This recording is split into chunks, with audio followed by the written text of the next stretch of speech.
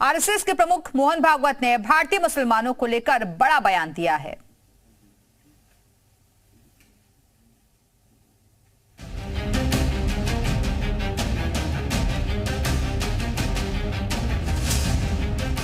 मुसलमान अल्लाह का शुक्र है, अल्लाह से डरता है और किसी से नहीं डरता मुसलमान, और बेखौफ। बहरहाल वो इन मोहन भागवत हो या कोई भी हो या प्राइम मिनिस्टर हो, कोई भी हो, हम तो अल्लाह से डरते हैं। भारत में मुसलमानों को डरने की कोई आवश्यकता नहीं है। भारत से ज्यादा सुरक्षित देश मुसलमानों के लिए हो ही नहीं सकता। अगर यकीन ना हो तो एक बार पूरी दुनिया में या भारत के अड़ोस पड़ोस में ही नजर फिराकर देखिए और ये बात स्पष्ट हो जाती है, क्योंकि आज भारत में सबका साथ, सबका विकास, सबका विश्वास के दर्शन पर काम करने वाली सरकार है।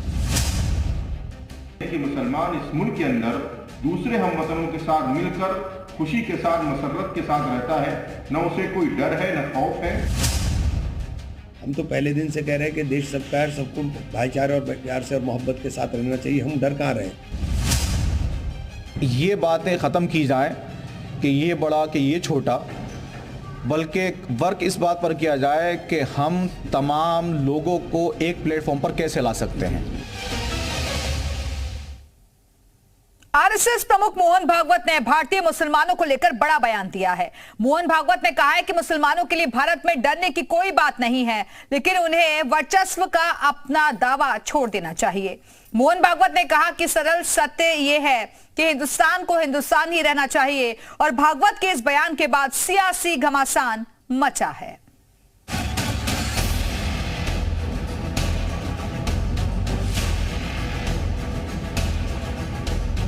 संघ प्रमुख मोहन भागवत के एक बयान को लेकर सियासी तूफान खड़ा हो गया है। मोहन भागवत और संघ पर सियासी हमले तेज हो गए हैं। वहीं मौलानाओं ने भी भागवत के बयान पर अपनी अलग अलग प्रतिक्रिया दी है।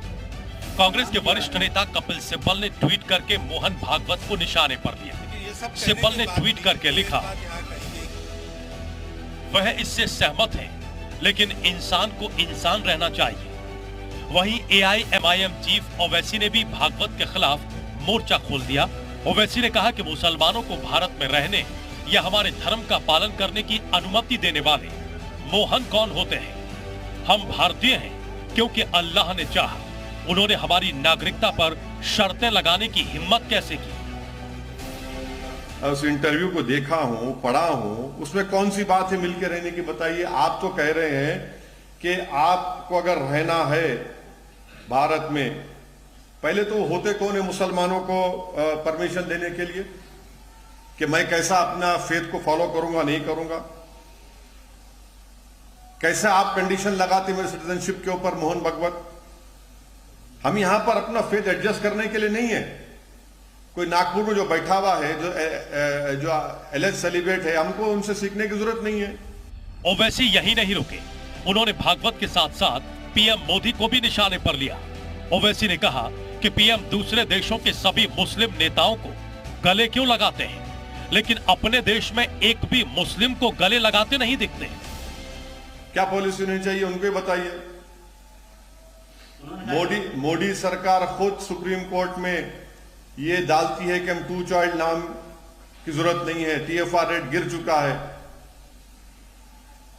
हेल्थ मिनिस्टर राज्यसभा में खड़े होकर कहते हैं TFR रेट गिर चुका है, 2 चाइल्ड नाम नहीं होना चाहिए लोग राज्यसभा में। आप आखिर इतना डरते क्यों हैं मुसलमानों से? आप आखिर इस भारत की डाइवर्सिटी से क्यों डरते हैं? भारत के प्लूरलिज्म से क्यों डरते हैं आरएसएस वाले? भारत के इन डिफरेंट कल्चर से क्यों डरते हैं आप? क्यों डरते हैं आप, बताइए ना हमको। दरअसल मोहन भागवत ने आरएसएस से जुड़ी मैगजीन ऑर्गेनाइजर और पांचजन्य को दिए एक इंटरव्यू में कहा कि हिंदुओं में ऐसी हठ धर्मिता नहीं है। हिंदुस्तान में इस्लाम के लिए डरने की कोई बात नहीं है, लेकिन मुसलमानों को वर्चस्व की अपनी बड़बोली बयानबाजी को छोड़ देना चाहिए। मोहन भागवत ने कहा कि मुसलमानों को यह भाषा छोड़ देनी चाहिए कि हम एक महान जाति के हैं। हमने एक बार इस देश पर शासन किया था और इस पर फिर से शासन करेंगे। हिंदू समाज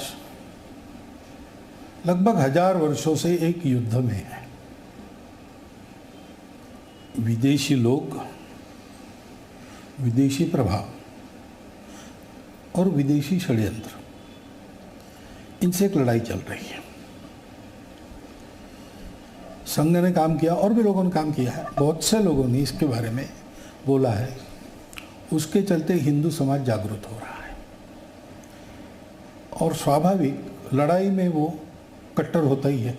लड़ना है तो कट्टर होना ही पड़ता है। यद्यपि युद्धस्व विगत जो रहा ऐसा है, ये सब लोग ऐसा नहीं कर सकते,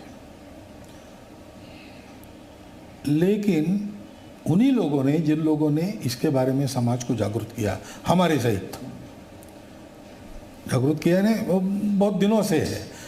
यानी वो जागृति की परंपरा जिस दिन पहला आक्रमक भारत में आया, सिकंदर अंदर आया, तो आप कह सकते कि चाणक्य के बाद की सारी अब तक की परंपरा, उसमें सब ऐसे इस प्रकार के लोग थे। उन्होंने और एक लड़ाई के प्रति हिंदू समाज को आगाह किया है, उसमें वो अभी जागरूक नहीं हुआ है। वो लड़ाई बाहर से नहीं है, वो लड़ाई अंदर से है।